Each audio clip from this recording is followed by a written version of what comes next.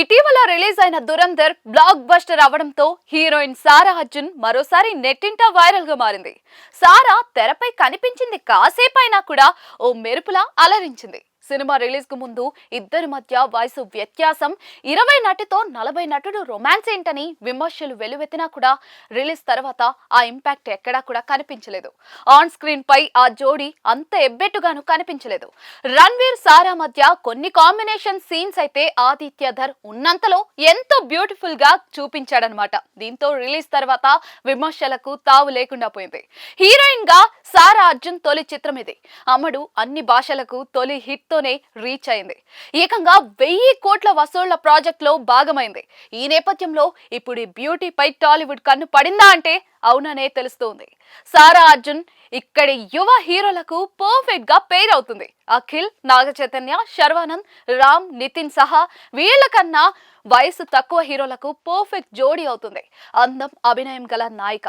టాలీవుడ్ లో ఇలాంటి బ్యూటీలకు ఎనలేని క్రేజ్ ఉంటుంది. హిందీ భాషల్ని మించి తెలుగు సహా దక్షిణాదిన ఇతర భాషల్లో సక్సెస్ అవ్వడానికి అవకాశాలు ఎక్కువగా ఉన్నాయి.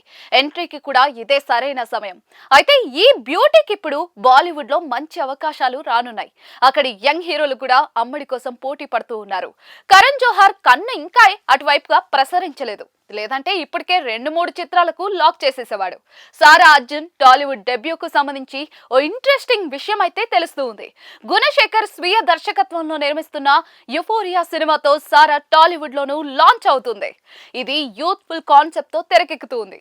గుణశేఖర్ చాలా కాలం తర్వాత ఇలాంటి కాన్సెప్ట్ తో సినిమా చేస్తూ ఉన్నారు. ఇప్పటికే చిత్రీకరణ పూర్తి చేసుకున్న చిత్రం పోస్ట్ ప్రొడక్షన్ పనుల్లో ఉంది. వచ్చే ఏడాది ప్రేక్షకుల ముందుకు రానుంది.